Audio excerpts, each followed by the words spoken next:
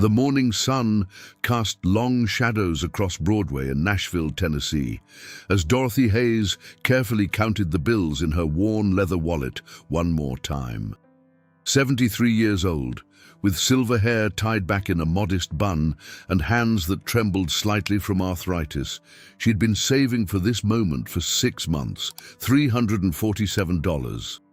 Every penny earned from her small pension, carefully set aside, skipping meals when necessary, just to afford something special. Her granddaughter Jennifer's wedding was in 2 weeks, and Dorothy wanted nothing more than to stand beside her wearing something beautiful, something that would make Jenny proud. The girl had been her world since Dorothy's daughter passed away 7 years ago from cancer.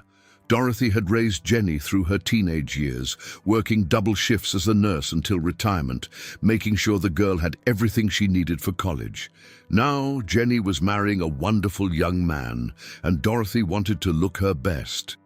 The boutique before her, Magnolia and Grace, gleamed with floor-to-ceiling windows, displaying elegant dresses on impossibly thin mannequins. Dorothy had walked past this store dozens of times, always too intimidated to enter. But today was different. Today, she had money, purpose, and hope. She pushed open the heavy glass door, and a small bell chimed. The interior smelled of expensive perfume and leather. Soft, classical music played from hidden speakers.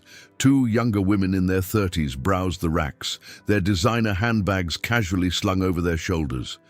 Behind the counter stood a woman in her early 30s, immaculately dressed in a black pantsuit. Her dark hair pulled back so tightly it seemed to stretch her face.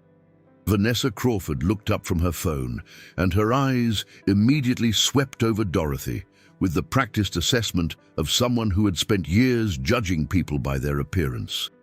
She saw the orthopedic shoes, the faded blue cardigan with a small stain near the hem, the old-fashioned glasses, the canvas tote bag instead of a purse.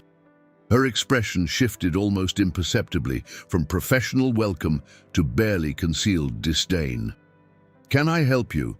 Vanessa asked, her tone suggesting she very much hoped the answer would be no. Dorothy smiled warmly, ignoring the coolness in the younger woman's voice. "Good morning. Yes, I'm looking for a dress for my granddaughter's wedding. Something elegant but not too flashy. Maybe in blue or lavender." Vanessa didn't move from behind the counter. "Our dresses start at $400, she said flatly, her eyes flickering toward the door as if hoping Dorothy would simply leave. "Oh, that's all right," Dorothy replied, her smile unwavering. "I've been saving. I have $347. I thought maybe I could find something on sale, or perhaps last season's collection." One of the women browsing nearby glanced over, her interest piqued by the conversation. Vanessa noticed and her jaw tightened. She couldn't have customers seeing her establishment as some sort of discount store. "We don't do sales," Vanessa said, her voice growing sharper. "And our current collection is priced accordingly for our clientele. Perhaps you'd be more comfortable at a department store. There's a Macy's about 15 minutes from here." The condescension in her voice was impossible to miss now. Dorothy's smile faltered slightly, but she pressed on. She had come this far. "I understand your dresses are high quality," Dorothy said gently, stepping closer to a rack near the window. "But I was hoping you might have something. This is very special to me. My granddaughter raised herself practically, and I just want to—" "Ma'am," Vanessa interrupted, coming around the counter now, her heels clicking sharply against the polished floor. "I don't think you understand. This is a luxury boutique. We cater to a specific type of customer, someone who appreciates quality and can afford it without counting pennies." The other customer had stopped browsing entirely now, watching the exchange with growing discomfort. Dorothy felt her cheeks flush, but she kept her voice steady. "I appreciate quality very much," she said quietly. "I worked as a nurse for 42 years. I know the value of things. I'm just asking if I could look around." Vanessa crossed her arms, and Dorothy could see the younger woman's patience evaporating entirely. You worked as a nurse? That's nice, but this really isn't the place for you. I'm trying to be polite here, but I have actual paying customers to attend to." The words hung in the air like poison. The other customer looked away, embarrassed. Dorothy felt something crack inside her chest. That particular pain that comes not from physical injury, but from being made to feel invisible, worthless, less than human. "I have money," Dorothy said, and hated how small her voice sounded. "I saved for $347, Vanessa finished mockingly. "Yes, you mentioned that. Do you know what our average customer spends? Our average customer." She gestured around the boutique as if the very walls confirmed her superiority. "They spend that much on accessories alone. This is Nashville, Tennessee. Do you know who shops here? Wives of music executives, daughters of producers, people who matter in this city." Dorothy's hands trembled as she clutched her tote bag. She thought of Jenny, of the pride she wanted to feel standing in the church. She thought of all those double shifts, of eating canned soup for dinner so she could save an extra $20. "I just wanted a dress," she whispered. "And I'm telling you that you can't afford what we have here," Vanessa said, her voice rising slightly. "I don't know what else you want me to say. You're wasting my time, and you're making my other customers uncomfortable. So please just go." The humiliation was complete. Dorothy felt tears threatening at the corners of her eyes, but she refused to let them fall. Not here. Not in front of this cruel woman who had taken something precious from her without even touching it. But what Vanessa Crawford didn't know, what she couldn't possibly have known, as she stood there in her expensive suit, with her perfect makeup and her heart made of stone, was that someone had heard every single word. In the far corner of the boutique, behind a partial wall that separated the formal wear section from the casual collection, was a private fitting room. And in that fitting room, trying on a simple jacket for an upcoming television appearance, stood Reba McEntire. The country music legend had slipped in through the back entrance 20 minutes earlier, hoping to avoid attention, while her stylist grabbed a few pieces for an upcoming Nashville special she was filming. She'd been examining the jacket's stitching when she heard the bell chime, signaling Dorothy's arrival. At first, she'd paid little attention to the voices in the main showroom. But as Vanessa's tone grew sharper and more vicious, Reba had gone completely still. She heard every word, every insult, every degrading comment, and with each passing second, her blood began to boil. Dorothy turned toward the door, her vision blurring with unshed tears. She had made it 3 steps when Vanessa called out after her, unable to resist one final cruel jab. "And ma'am, next time maybe call ahead before coming into a store like this. Save yourself the embarrassment." That was the moment Reba McEntire stepped out of the fitting room. The private fitting room door opened with enough force that it hit the wall with a soft thud. Vanessa Crawford turned toward the sound, irritation flickering across her face at the interruption. The other customer in the store looked up as well, curiosity replacing her discomfort, and then they both saw who had emerged.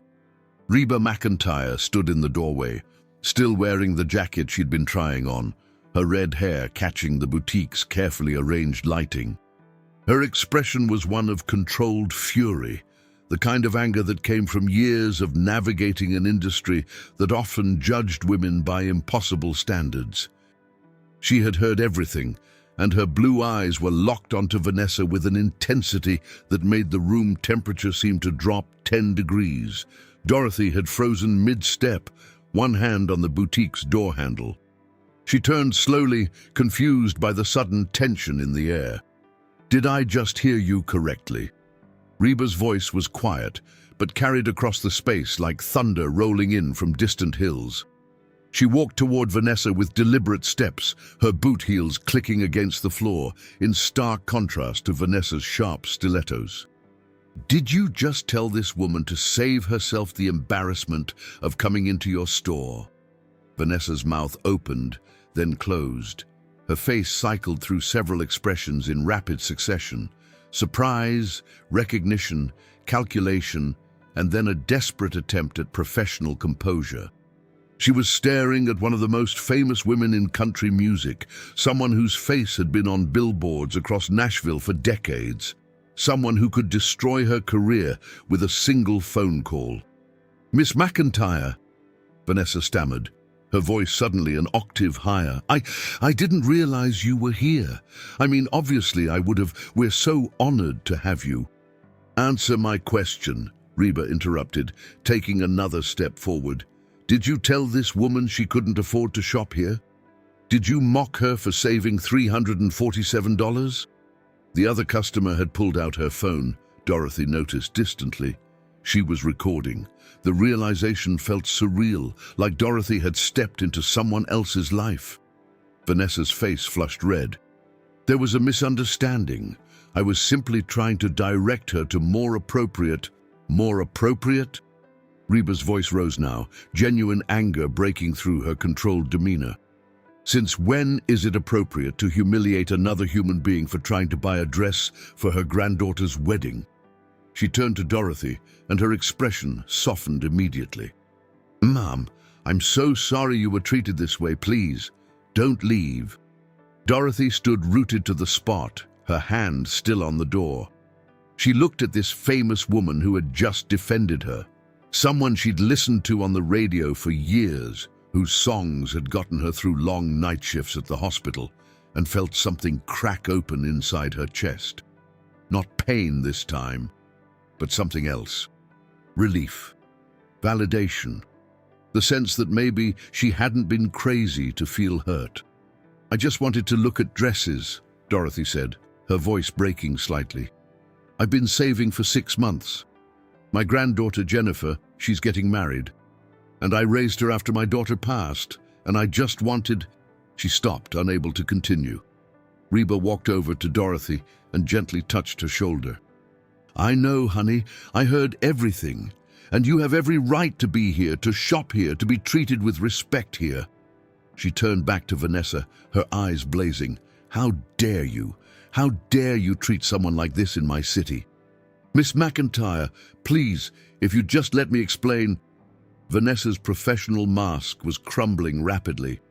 She glanced at the other customer's phone, obviously aware that she was being recorded, that this moment was being captured for an audience she couldn't control. "Explain what?" Reba demanded.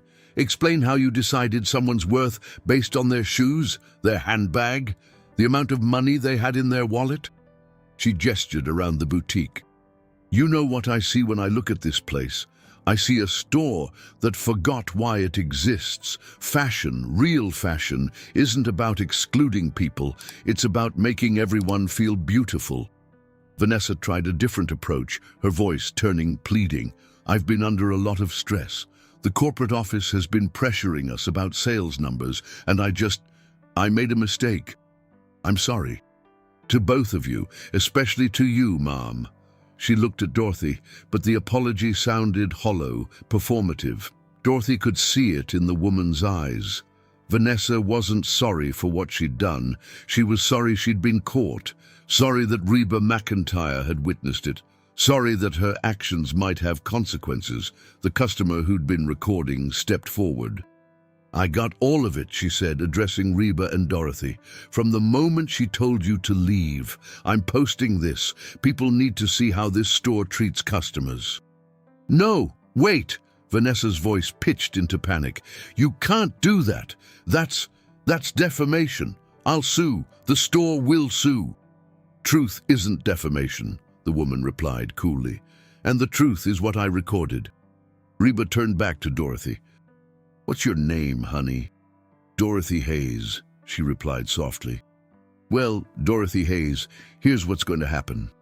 Reba's voice was firm but kind.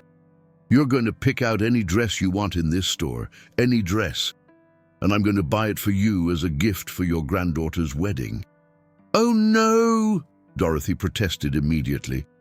"I couldn't possibly—" "Yes, you can," Reba said gently, "because nobody should leave a store feeling the way she made you feel. Nobody should have their joy stolen because someone decided to be cruel. Vanessa looked like she might faint. Miss McEntire, that's really not necessary. We can work something out. A discount, perhaps, or I'm not interested in your discounts, Reba said coldly. And after what I witnessed, I'm not sure I want to give this store my business at all. But Dorothy came here for a dress, and she's going to get one. A terrible silence fell over the boutique. Dorothy looked at Reba, then at Vanessa, then at the other customer who was still recording. She felt overwhelmed by the sudden attention, by the kindness from a stranger, by the humiliation that still burned in her chest despite Reba's intervention. "I appreciate what you're trying to do," Dorothy finally said to Reba, "but I don't want charity. I wanted to buy a dress with my own money, money I earned, money I saved." Reba studied her for a long moment, and Dorothy saw understanding flicker in the singer's eyes. "You're absolutely right," Reba said. "That's what you should have been able to do. And you know what? That's exactly what you're going to do." She turned to Vanessa. "Here's what's going to happen instead. Dorothy is going to shop. She's going to try on whatever she likes. And you're going to treat her the way you'd treat any other customer in this store. No, better than that. You're going to treat her the way she should have been treated from the moment she walked in." Vanessa nodded frantically. "Of course. Absolutely. Mrs. Hayes, please let me show you." "I think you've done enough," Reba interrupted. "Is there anyone else who works here?" As if on cue, a younger woman emerged from the back room, her eyes wide with confusion. She looked barely 22, with nervous hands and a name tag that read Christine. "I'm the assistant manager," Christine said hesitantly. "Is everything okay?" "No, everything is not okay," Reba said, "but you're going to help make it right. Dorothy here needs a dress for her granddaughter's wedding. Can you help her find something beautiful within her budget?" Christine looked between Reba, Dorothy, and Vanessa, clearly trying to piece together what had happened. But to her credit, she simply nodded. "Of course. Mrs. Hayes, would you like to come with me? We actually have a small collection of dresses that are on clearance.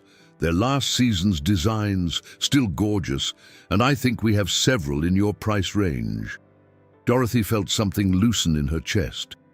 This young woman's voice held genuine warmth, none of the condescension that had dripped from Vanessa's words. "Thank you," Dorothy said quietly. "That would be lovely." As Christine guided Dorothy toward a different section of the boutique, Reba stepped closer to Vanessa, close enough that only the boutique manager could hear her words. "I know who you are," Reba said softly. "I know your name, I know where you work, and now I know exactly what kind of person you are, and I want you to understand something. This isn't over.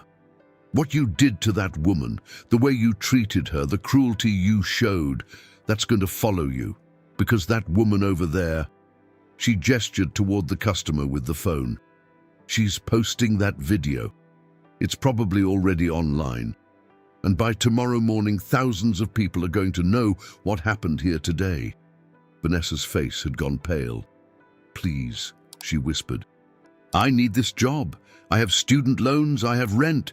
"Then maybe you should have thought about that before you decided someone's financial situation made them less worthy of respect," Reba said. There was no sympathy in her voice, only cold reality. "Actions have consequences. You're about to learn that the hard way." She walked away, leaving Vanessa standing alone in the center of the boutique, her perfect composure finally shattered completely. Across the store, Dorothy was running her hand over a lavender dress with delicate lace sleeves. Christine was explaining the fabric, the designer, how the color would photograph beautifully. For the first time since entering the boutique, Dorothy smiled. Reba watched from a distance, and something in her expression shifted. She'd stood up for Dorothy in the moment, yes, but she knew this wasn't finished. The video would spread, people would react. And Vanessa Crawford's life was about to get very complicated. But that wasn't what occupied Reba's thoughts as she watched Dorothy hold up the lavender dress to the light. She was thinking about all the other Dorothy Hayeses in the world, all the people who walked into stores, into restaurants, into buildings, and were judged before they even opened their mouths. All the people who were made to feel small because someone decided their worth based on superficial criteria.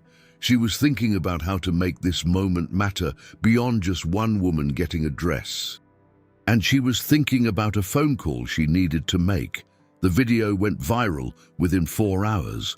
The customer who'd recorded the incident, a woman named Janet Peterson who worked in digital marketing, had posted it to TikTok with the caption, "Watched Reba McEntire defend an elderly woman from the cruelest store manager I've ever seen. Faith in humanity restored." Within the first hour, it had garnered 50,000 views. By hour 2, it had crossed 500,000. By hour 4, it was approaching 3 million and had spread to Twitter, Instagram, and Facebook. The comment section became a battleground of outrage and support. "This is absolutely disgusting. That poor woman just wanted a dress for her granddaughter's wedding. Reba McEntire is a queen for stepping in. This is what being an ally looks like. I've worked retail for 15 years and I would never treat a customer like this. Fire her immediately. Does anyone know what store this is? We need to boycott. Someone found it. It's Magnolia and Grace in Nashville. Here's their Instagram."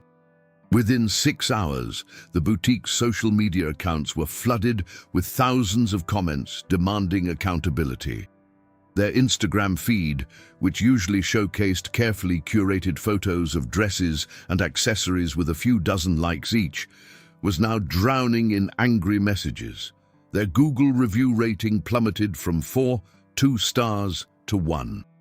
8 stars, as people who'd never even been to Nashville left 1-star reviews describing Vanessa's behavior. The boutique's corporate office, a small luxury retail group based in Atlanta that owns 7 similar stores across the South, was blindsided. The first call came from a reporter at the Nashville scene asking for comment, then the Tennessean, then CNN. By evening, the story had hit national news. Reba McEntire witnesses elderly woman's humiliation in Nashville boutique, intervenes in viral video. Inside Magnolia and Grace, Vanessa Crawford sat in the back office, her phone vibrating constantly with notifications. Her personal Instagram had been discovered. People were finding her LinkedIn profile, her Facebook page, even an old blog she'd written in college. Comments flooded in, ranging from disappointed criticism to outright threats. "You're a disgrace to retail workers everywhere. Hope you enjoy unemployment. Karma's coming for you. How does it feel to be famous for all the wrong reasons?" Christine, the assistant manager, knocked quietly on the office door. "Vanessa, corporate is online too. They've called 3 times. Vanessa's hands shook as she picked up the phone. The voice on the other end belonged to Richard Thornton, the regional director of operations, and he did not sound happy. "I'm going to make this very simple," Richard said without preamble. "You're suspended effective immediately, pending a full investigation. We're sending someone from HR tomorrow to interview all staff members and review security footage. You're to have no contact with customers, no access to the store's social media accounts, and you will not speak to the press under any circumstances. Do you understand?" "Mr. Thornton, please, I can explain." "There's nothing to explain.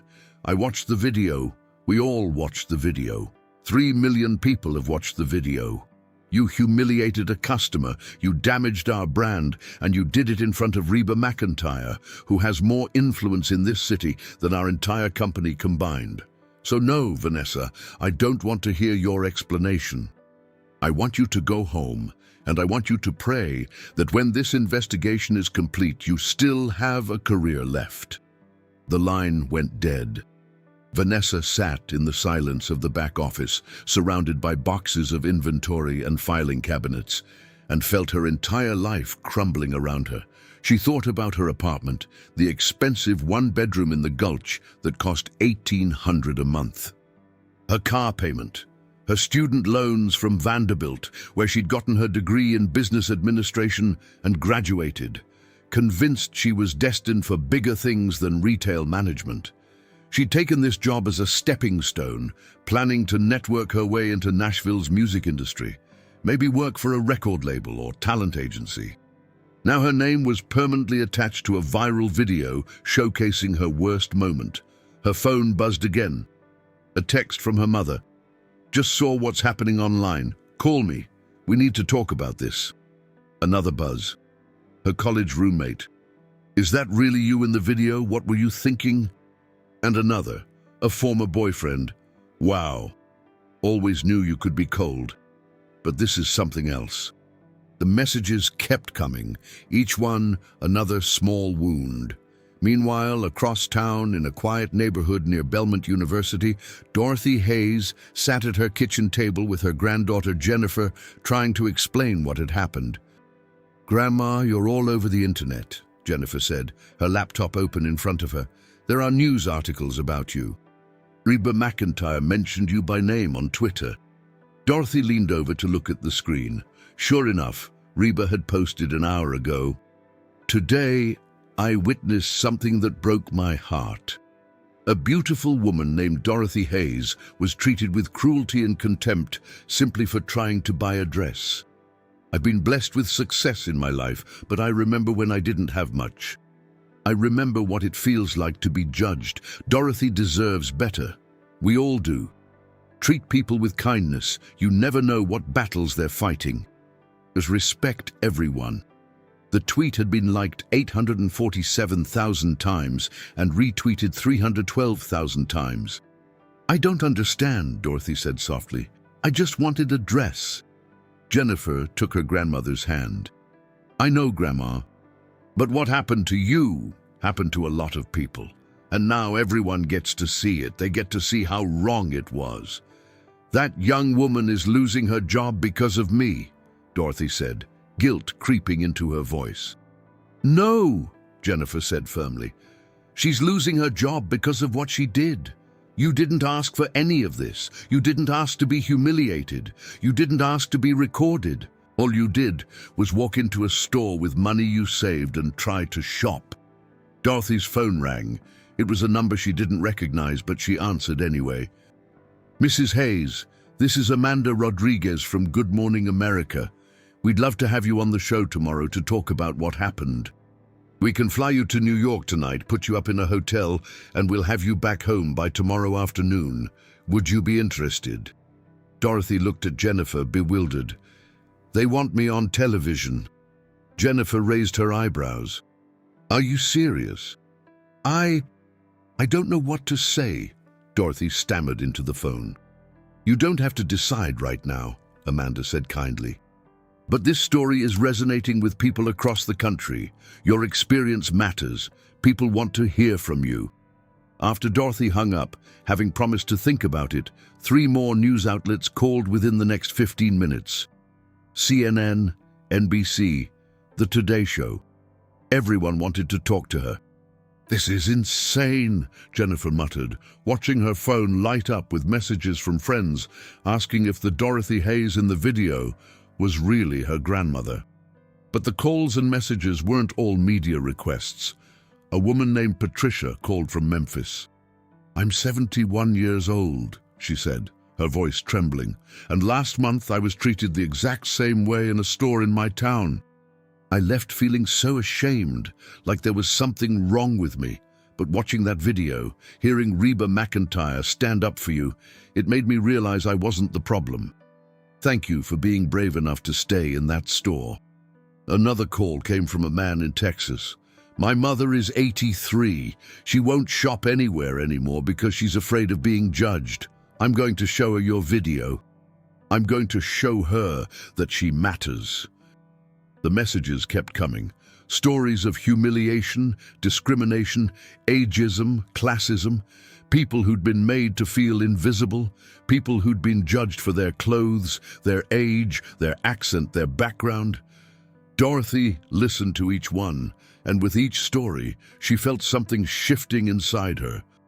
The humiliation was still there, yes, but it was being joined by something else: purpose, connection, the realization that her pain had somehow given others permission to name their own.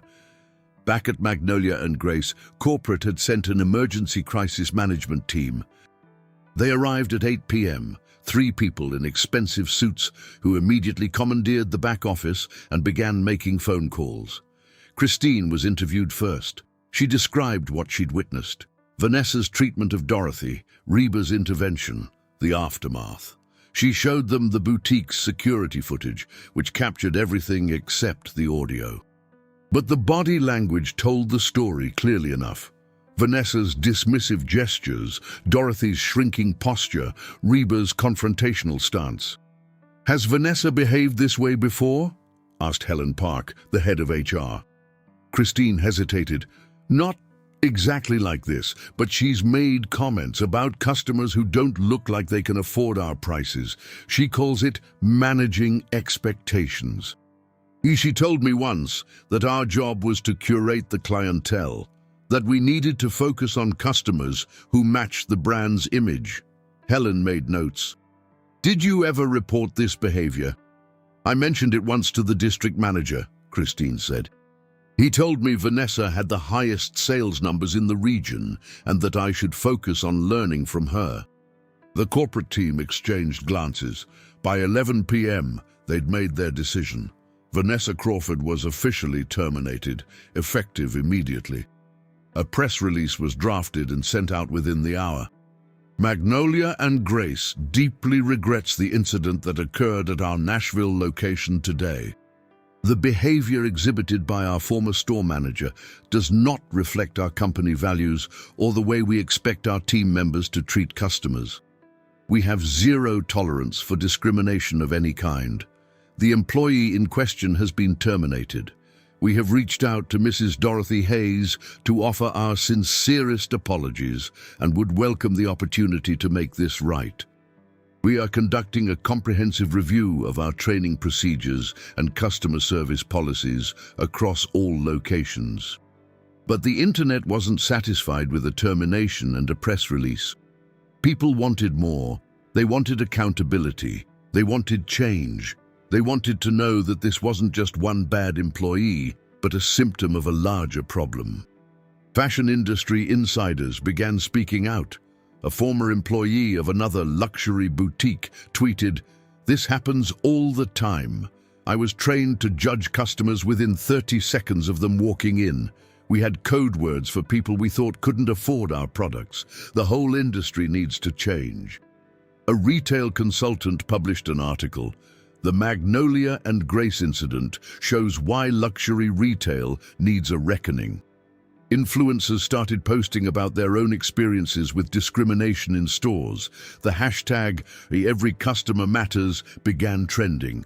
And through it all, Reba McEntire kept the conversation going.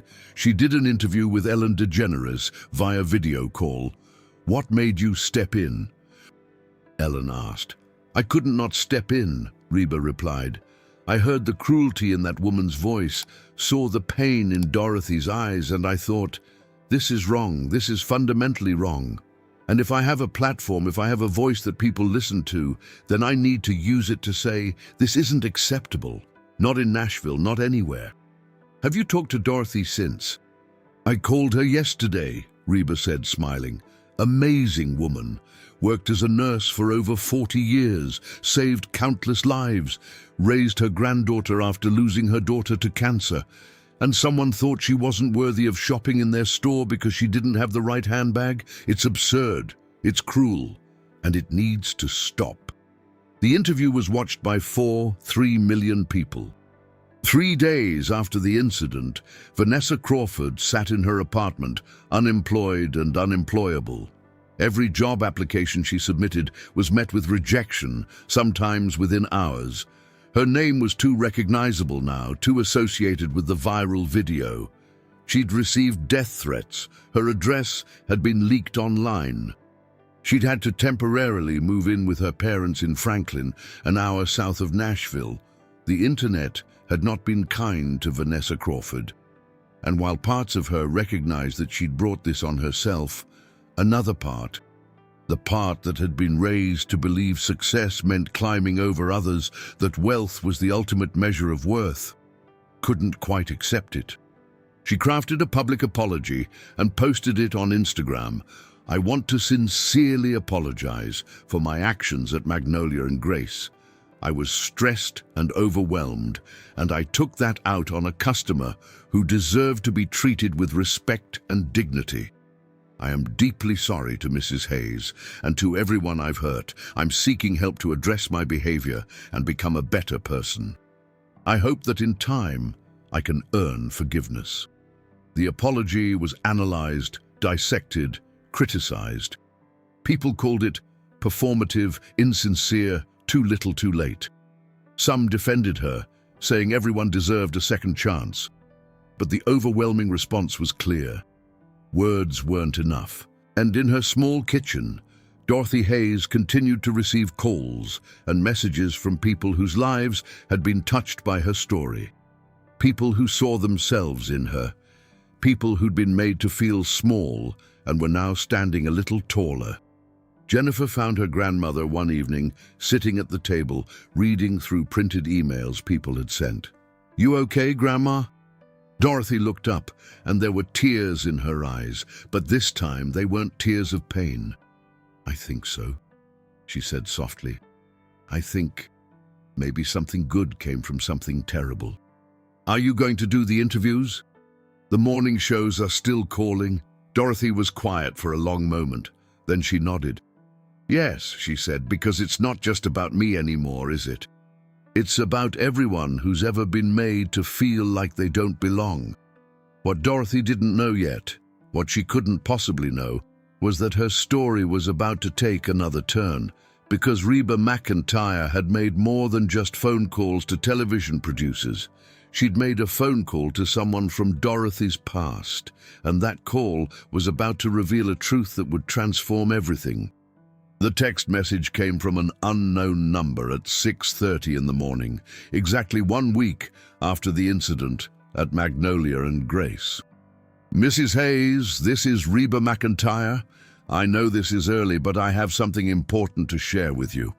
Would you be available to meet for coffee this morning? My treat. No cameras, no press, just you and me. There's something you need to know." Dorothy stared at the message for a full minute before responding. In the past week, her life had become a whirlwind of media appearances, interviews, and messages from strangers. She'd appeared on Good Morning America, where she'd spoken quietly but firmly about the importance of treating everyone with dignity. She'd been interviewed by the Tennessean and had watched herself on the evening news. Through it all, she'd maintained the same gentle demeanor that had characterized her entire life, never seeking revenge against Vanessa, never demanding more than basic respect. But this message from Reba felt different, more personal, more urgent. "Of course," Dorothy texted back. "Where and when?" 30 minutes later, she found herself sitting in a quiet corner booth at Pancake Pantry, a Nashville institution that had been serving breakfast since 1961. Reba arrived exactly on time, wearing jeans and a simple blouse, her hair pulled back in a ponytail. Without the stage makeup and performance clothes, she looked more like someone's favorite aunt than a country music superstar. "Thank you for meeting me," Reba said, sliding into the booth across from Dorothy. "I hope I didn't worry you with that cryptic message." "I'll admit you've got my curiosity up," Dorothy replied, wrapping her hands around a cup of coffee the waitress had just poured. Reba took a deep breath. "I've been doing some research this past week. After what happened at the boutique, I couldn't stop thinking about you, about your story, and I realized I didn't know much beyond what you'd shared in those few minutes at the store, that you'd worked as a nurse, that you'd raised your granddaughter, that you'd saved for months for a dress." "That's the important parts," Dorothy said with a small smile. "Maybe," Reba said. "But I had a feeling there was more. So I made some calls. I have friends at Vanderbilt Medical Center, and I asked if anyone knew a Dorothy Hayes who'd worked there." She paused, her eyes searching Dorothy's face. "They knew you, Dorothy. They knew you very well." Dorothy's hands tightened around her coffee cup. "I worked there for 38 years before I retired. It was a good job." "It was more than a good job," Reba said softly. "I spoke with Dr. Patricia Chen. She's the head of the surgical department now. She told me something remarkable." Dorothy looked down at her coffee, and something in her expression shifted. Vulnerability, maybe, or the weight of memories she'd carried alone for too long. "What did she tell you?" Dorothy asked quietly. "She told me about the night of February 14th, 1998, about the man who came into the ER with a gunshot wound to the chest, about how the hospital was overwhelmed with a multi-car accident, every surgeon in surgery, every nurse spread thin, about how you were the only one available when he started coding." Dorothy's eyes filled with tears. She hadn't spoken about that night in years. "Dr. Chen told me you performed emergency procedures that you technically weren't authorized to do, that you cracked his chest right there in the ER, compressed his heart manually for 11 minutes until a surgeon could take over, that you saved his life when any other nurse would have been paralyzed by protocol." "I did what needed to be done," Dorothy whispered. "The man you saved," Reba continued, and now her own eyes were bright with emotion, "was Jacob Williams. He was 19 years old, caught in the crossfire of a robbery. The bullet had nicked his aorta. Without your intervention, he would have died within minutes." Dorothy nodded slowly. "I never saw him again after that night. I heard he recovered, went back to school. I was glad." "He did more than go back to school," Reba said. "He became a paramedic, spent 22 years saving lives in Nashville. He retired last year after running into a burning building to rescue 3 children." She reached across the table and took Dorothy's hand. "Dorothy, you didn't just save one life that night. You saved every life that Jacob Williams went on to save. Every person he pulled from a car accident, every person he kept alive until they reached the hospital. That's your legacy, too." The tears Dorothy had been holding back finally spilled over. "I never thought of it that way. It was just what I did, what I was trained to do." "But it wasn't just training," Reba said. "Dr. Chen told me you could have followed protocol. You could have called for a surgeon and waited. You could have covered yourself legally and let him die, but you didn't. You risked your career, your license, everything you'd worked for, because you saw a human being who needed help."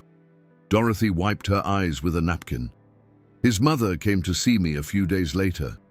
She was maybe 40 years old, worked 2 jobs to support Jacob and his younger sister. She held my hands and thanked me through tears. She said Jacob was her whole world. I think about her sometimes.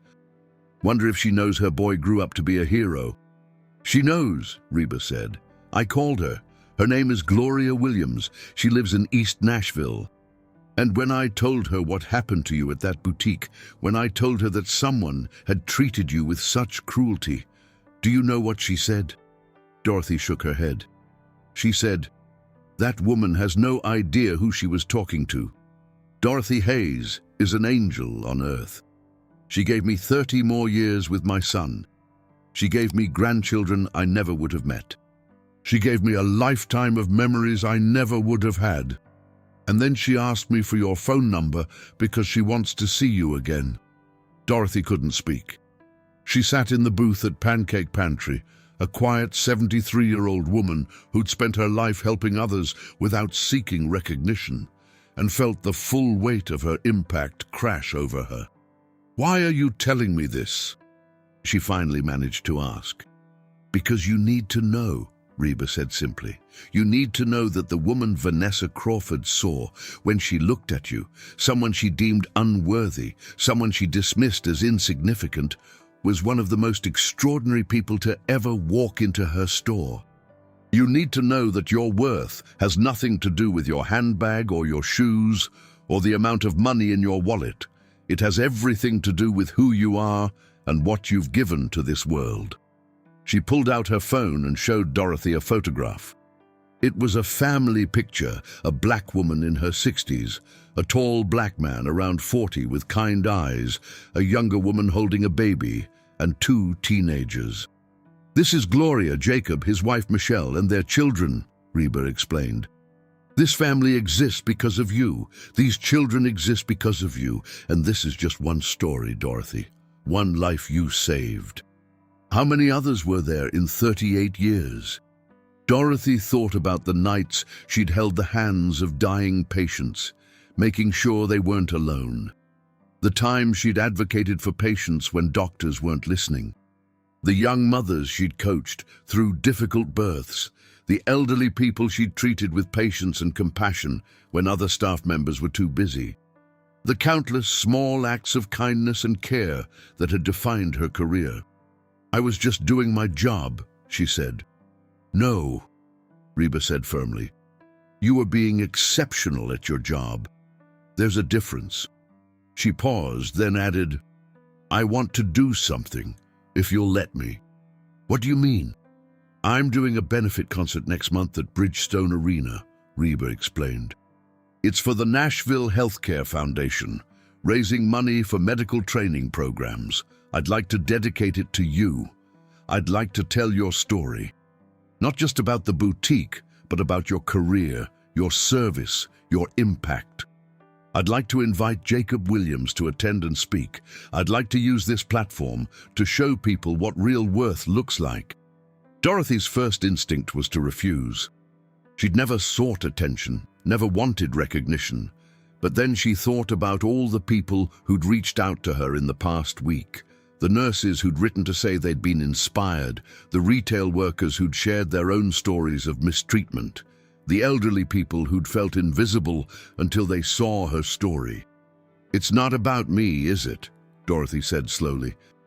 "It's about everyone like me, everyone who's been overlooked." "Exactly," Reba said. "Your story has the power to change how people think, not just about how they treat customers in stores, but about how they value human beings in general." Dorothy was quiet for a long moment, thinking. Then she nodded. "Okay," she said. "If you think it will help others, then okay." Reba smiled, a genuine expression of warmth and respect. "There's one more thing." "What's that?" "Remember that lavender dress you picked out? The one Christine helped you find?" Dorothy nodded. "I'm wearing it to Jennifer's wedding next week. It fits perfectly." "I know," Reba said, "because I may have stopped by the boutique after you left and bought it for you. It's my gift to your granddaughter, through you." Fresh tears spilled down Dorothy's cheeks. "You didn't have to do that." "I wanted to," Reba said simply, "because that's what you deserved from the very beginning. Kindness, respect, someone to see you for who you really are." The news of Reba's benefit concert dedication spread quickly. The Nashville Healthcare Foundation put out a press release announcing that the event would honor Dorothy Hayes, a retired nurse whose extraordinary career exemplified the values of compassion, courage, and selfless service. Tickets sold out within 48 hours. The story evolved beyond the viral video. Journalists began investigating Dorothy's career, interviewing former colleagues and patients. The Tennessean ran a feature story titled "The Nurse Who Saved a Life" and changed the conversation about worth. It detailed not just the incident at Magnolia and Grace, but Dorothy's decades of service at Vanderbilt Medical Center. More stories emerged. A man named Thomas Baker called local news stations to share that Dorothy had stayed with him during his emergency appendectomy when he was 12 years old and terrified, holding his hand and singing to him until the anesthesia took effect. A woman named Rebecca Hart revealed that Dorothy had noticed signs of domestic abuse during a routine checkup and quietly connected her with resources that helped her escape a dangerous situation. An elderly man named Walter Chang described how Dorothy had visited him every day during his month-long hospital stay after a stroke. even on her days off, because his family lived out of state and she didn't want him to be alone. Each story painted the same picture, a woman who saw patients as human beings first, who led with compassion, who did what was right even when it was difficult. The viral video had shown Vanessa Crawford's cruelty, but these follow-up stories showed Dorothy Hayes' character, and the contrast was impossible to ignore. Vanessa, meanwhile, watched all of this unfold from her parents' house in Franklin. She deleted her social media accounts, changed her phone number, and applied for jobs in cities far from Nashville. But everywhere she went, her name followed her. She'd tried to move on, tried to convince herself that the internet's memory was short, that eventually people would forget. But every time she started to believe that, another article would appear. Another story about Dorothy Hayes, another reminder of the moment that had destroyed her career. Her mother found her one evening sitting in the dark, scrolling through news articles about the upcoming benefit concert. "You need to stop torturing yourself," her mother said gently. "She was a nurse," Vanessa whispered. "She saved lives. And I treated her like garbage because I thought she was poor." "You made a mistake," her mother said. "A terrible mistake." "But you're not the same person you were 2 weeks ago. I can see that." "It doesn't matter," Vanessa replied. "Nobody cares if I've changed. They just want to see me punished." "Is that what you think you deserve? Punishment?" Vanessa looked up at her mother, tears streaming down her face. "I don't know what I deserve, but I know Dorothy Hayes deserved better than what I gave her." It was the first truly honest thing Vanessa had said since the incident. The first moment where she'd acknowledged not just that she'd been caught, but that she'd been wrong. Her mother sat down beside her. "Then maybe that's where you start. Not with defending yourself, not with explaining, but with really understanding the harm you caused. And then figuring out who you want to be going forward." Vanessa didn't respond, but she didn't close the laptop either. She sat there in the darkness, reading story after story about a woman she'd dismissed without a second thought, and slowly began to understand the magnitude of what she'd lost. Not a job, but the chance to be someone different, someone better. And in her small house near Belmont University, Dorothy Hayes tried on her lavender dress one more time, adjusting the delicate lace sleeves. Jennifer watched from the doorway. "You look beautiful, Grandma," she said softly. "It's a beautiful dress," Dorothy agreed. "I still can't believe everything that's happened." "Are you nervous about the concert?" "A little," Dorothy admitted. "I've never liked being the center of attention."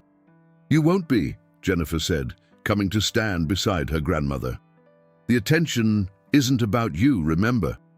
It's about what you represent. It's about changing how people see each other."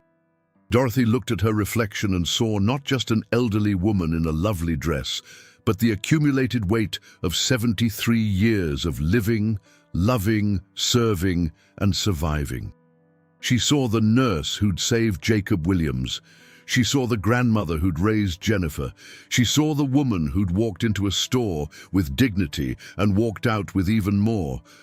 "When did you get so wise?" she asked her granddaughter. Jennifer smiled. "I learned from the best." The benefit concert was still 3 weeks away. The wedding was in 1 week. And somewhere in Nashville, Jacob Williams was preparing to meet the woman who'd saved his life all those years ago, eager to finally say thank you face to face. The story that had started with cruelty was transforming into something else entirely, something that looked a lot like redemption. Jennifer's wedding took place on a perfect October Saturday at Cheekwood Estate and Gardens, one of Nashville's most beautiful venues. The ceremony was small and intimate, exactly what Jennifer had wanted. 50 guests, autumn leaves in gold and crimson, and a string quartet playing softly as the bride walked down the aisle. And there, in the second row, wearing a lavender dress with delicate lace sleeves, sat Dorothy Hayes. She cried during the vows. She cried during the first dance. She cried when Jennifer threw her bouquet and it landed in the hands of her best friend from college. They were good tears, the kind that came from joy so pure it overflowed. At the reception, Jennifer pulled her grandmother onto the dance floor. The DJ played "The Wind Beneath My Wings," and as they swayed together, Jennifer whispered, "None of this would have been possible without you. The person I am, the life I have, it all comes from you." Dorothy held her granddaughter close and thought about all the years that had led to this moment. The long shifts at the hospital, the night her daughter had died, and she'd promised to take care of Jennifer no matter what. The sacrifices, large and small, the love that had sustained them both. This was what she'd been saving for, not just a dress, but this moment, this joy, this celebration of a life well lived and a future full of promise. Among the wedding guests was a surprise visitor, Jacob Williams, who'd reached out to Jennifer after connecting with Dorothy following Reba's revelation. He stood to give a toast during dinner. "I'm Jacob Williams," he said, his voice carrying across the tent where the reception was being held. "Most of you don't know me, but I know Dorothy Hayes. 28 years ago, I was 19 years old and dying on an operating table at Vanderbilt Medical Center. This woman," he gestured to Dorothy, "saved my life. She did what most people wouldn't have had the courage to do. She saw a human being who needed help, and she helped him." He paused, his voice thick with emotion. "Because of her, I got to become a paramedic. I got to meet my wife. I got to have children. I got to save other lives. Every good thing in my existence traces back to her choice to act. So when I heard that someone had treated her with cruelty, had dismissed her as unworthy," he shook his head. "That person had no idea who she was talking to. None of us do, really. We never know the full measure of another person's worth, which is why we should treat everyone with dignity, because you never know when you're standing in front of someone extraordinary." The tent erupted in applause. Dorothy, embarrassed by the attention but moved by the words, wiped tears from her eyes. After the toast, Jacob approached Dorothy's table. "May I?" he asked, gesturing to the empty chair beside her. "Of course," Dorothy said. They sat together for a long time, filling in the gaps of 28 years. Jacob told her about his career, the lives he'd saved, the close calls, the children he'd rescued from that burning building. Dorothy told him about her retirement, about Jennifer, about the quiet life she'd built. "I think about you sometimes," Jacob admitted. "When I'm on a difficult call, when I'm not sure what to do, I think, what would that nurse do? The one who didn't hesitate, the one who saw a kid dying and decided that wasn't going to happen on her watch." "You give me too much credit," Dorothy said gently. "I give you exactly the credit you deserve," Jacob replied. "And I'm not the only one who thinks so." 3 weeks later, Bridgestone Arena in downtown Nashville filled with over 17,000 people for Reba McEntire's benefit concert. The Nashville Healthcare Foundation had promoted the event heavily, and the story of Dorothy Hayes had become a cultural touchstone, a symbol of hidden worth, unrecognized heroism, and the importance of treating every person with dignity. Backstage, Dorothy sat in a small dressing room, nervously adjusting her outfit. Reba had insisted on having her stylist help Dorothy choose something for the evening, and she now wore an elegant navy blue pantsuit that made her feel both comfortable and confident. Reba knocked and entered. "How are you feeling?" "Terrified," Dorothy admitted with a small laugh. "I've never been in front of this many people before." "You don't have to say much," Reba assured her. "Just let people see you. That's enough." The concert was spectacular. Reba performed her greatest hits, and the crowd sang along to "Fancy," "The Night the Lights Went Out in Georgia," and "Is There Life Out There?" Between songs, she told stories about Nashville, about the importance of healthcare workers, about the values that held communities together. And then, About two-thirds through the show, the lights dimmed. "I want to share something with you," Reba said, her voice taking on a more serious tone. "A few weeks ago, I witnessed something that broke my heart. I saw a woman treated with cruelty simply because someone judged her appearance, her age, her perceived financial status. Many of you saw the video. You know what I'm talking about." The arena went quiet. Thousands of people listening. But what you might not know is who that woman really is. What she's accomplished. The lives she's touched. The difference she's made. Reba gestured to the giant screens flanking the stage, and footage began to play. Interviews with former patients, colleagues from Vanderbilt Medical Center, people whose lives had been changed by Dorothy Hayes. Thomas Baker, now 42, spoke about the terrified 12-year-old boy Dorothy had comforted. Rebecca Hart described how Dorothy had saved her from domestic violence. Walter Chang talked about the loneliness of a month-long hospital stay and the nurse who'd made sure he never felt alone. And Jacob Williams told the story of the night Dorothy had cracked his chest and saved his life. The video ended with a simple title card: Dorothy Hayes, A Life of Service. "Ladies and gentlemen," Reba said, "I'd like you to meet someone extraordinary. Please welcome Dorothy Hayes." Dorothy walked onto the stage to thunderous applause. 17,000 people standing, clapping, some crying. She stood there in her navy pantsuit, overwhelmed by the sound, by the magnitude of the moment. Reba handed her a microphone, and the applause gradually quieted. "I don't know what to say," Dorothy began, her voice soft but audible through the arena's sound system. "I'm just a retired nurse. I spent my career doing what I was trained to do, help people when they needed it most." "But that's exactly the point," Reba interjected gently. "You're not just anything.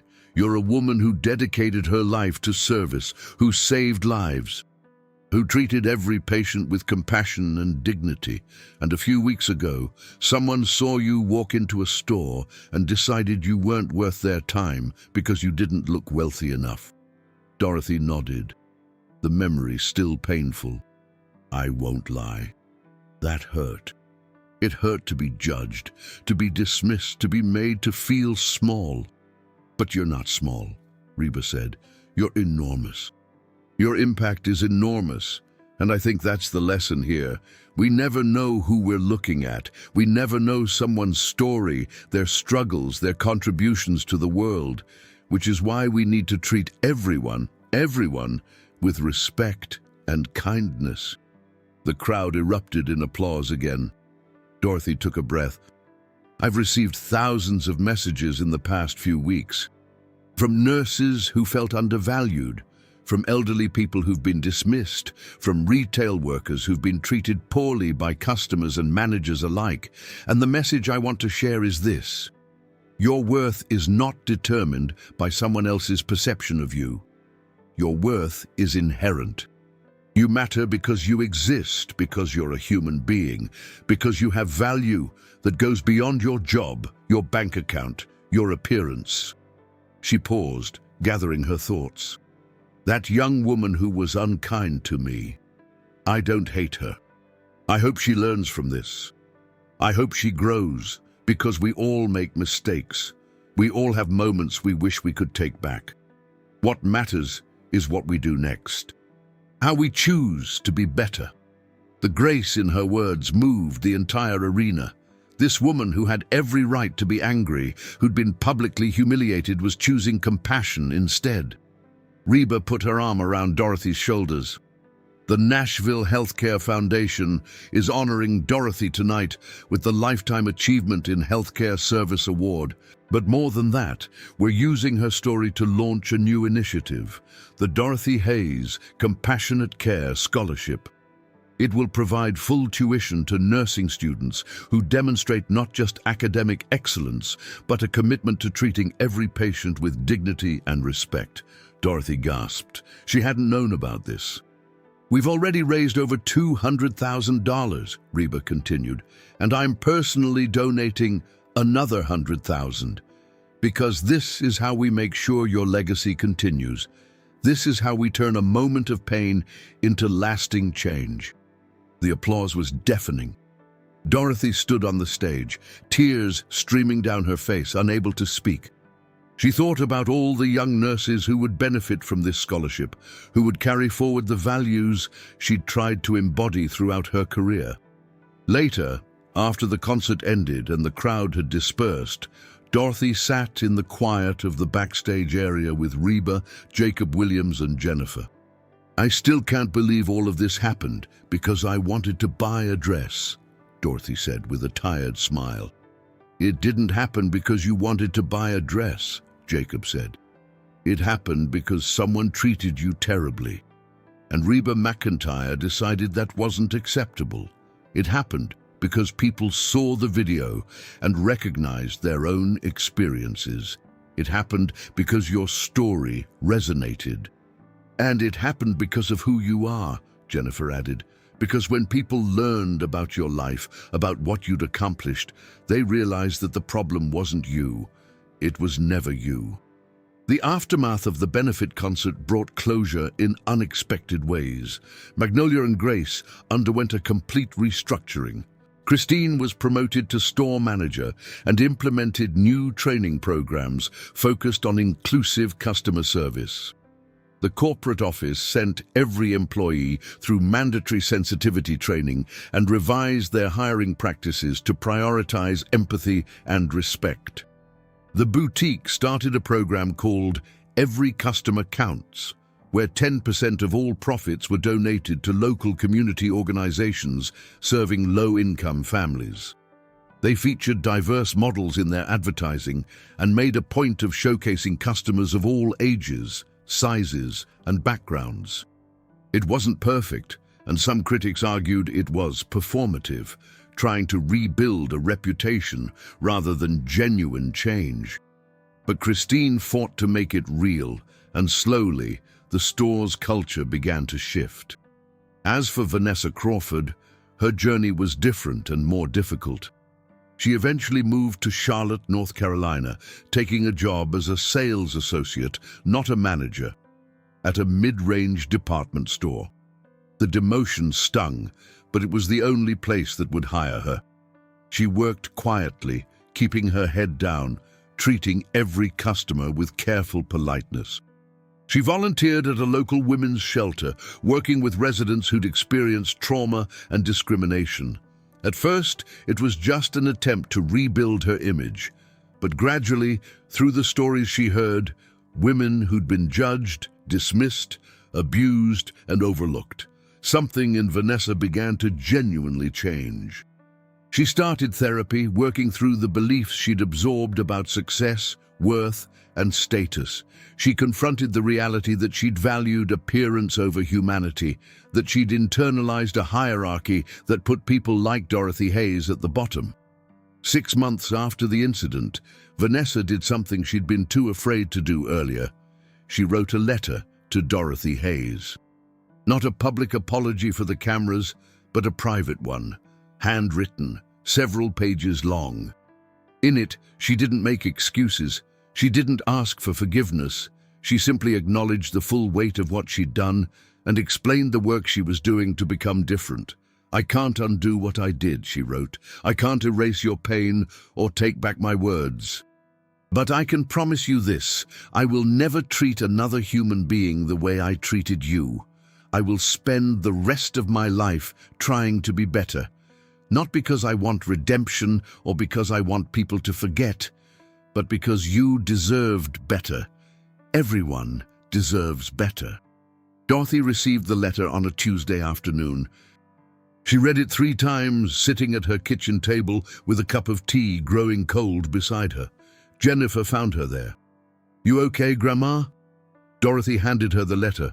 After reading it, Jennifer looked up. "Are you going to respond?" "I don't know," Dorothy said honestly. "Part of me wants to.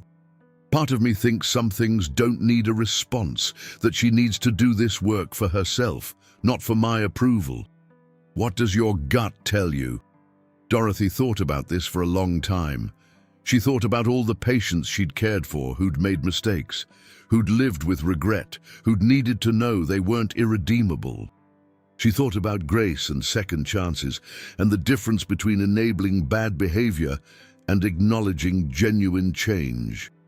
"I think," Dorothy finally said, "that I'll send a short note. Not forgiveness exactly, because that's a process and I'm not there yet, but acknowledgement.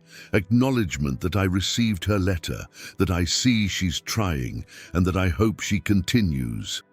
Jennifer smiled. "That sounds like you." Dorothy wrote back, "Dear Vanessa, I received your letter. Thank you for your honesty.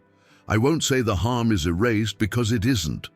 But I believe people can change when they choose to do the work. I hope you continue.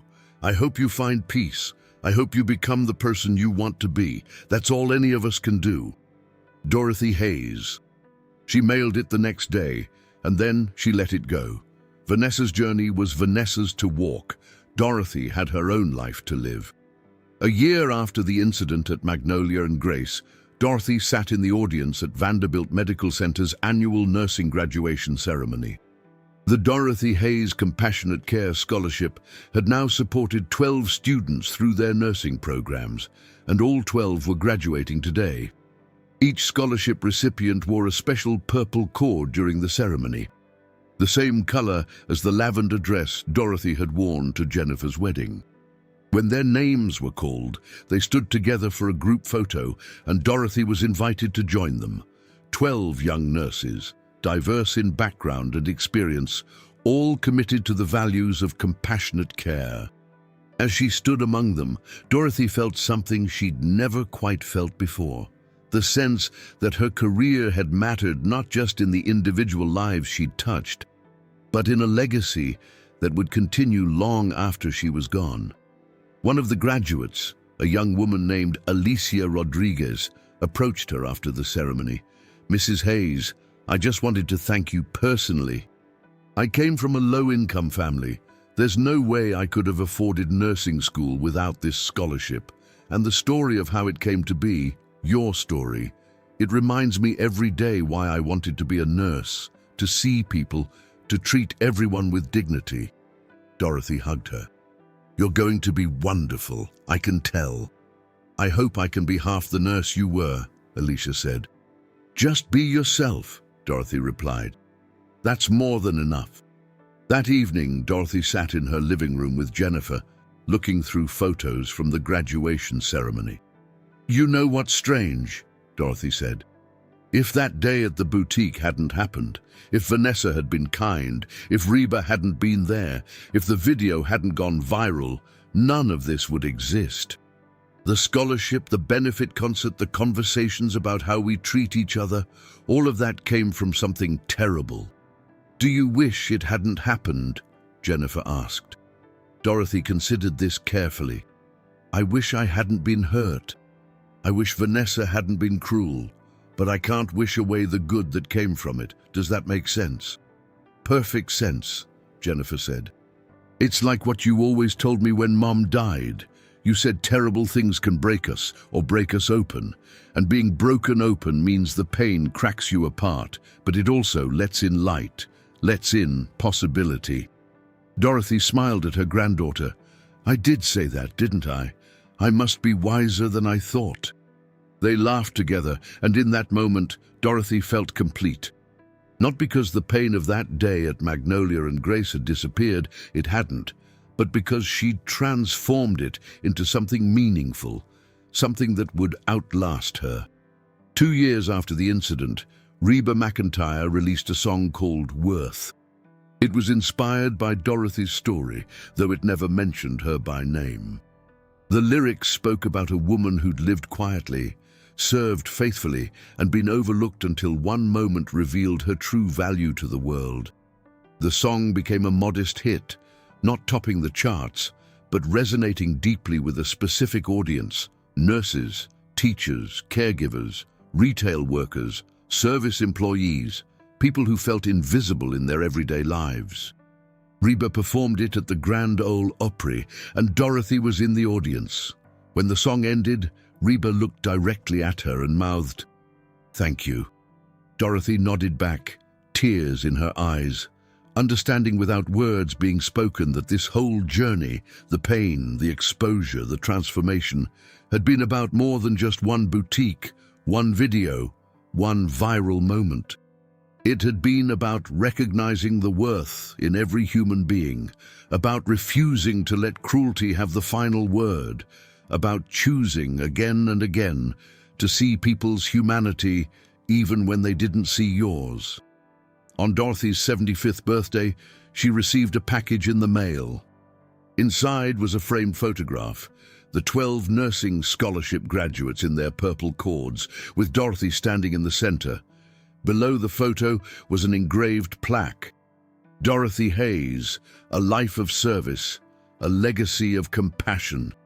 Thank you for teaching us to see worth in everyone, including ourselves. She hung it in her living room, right where she could see it every day. And when visitors asked about it, she would tell them the whole story. Not just about the boutique and the humiliation and the viral video, but about what came after. About choice, about grace, about the way pain could be transformed into purpose if you were willing to do the work. "I'm not special," she would always conclude. "I just tried to be kind. And when someone wasn't kind to me, I chose not to let that change who I am."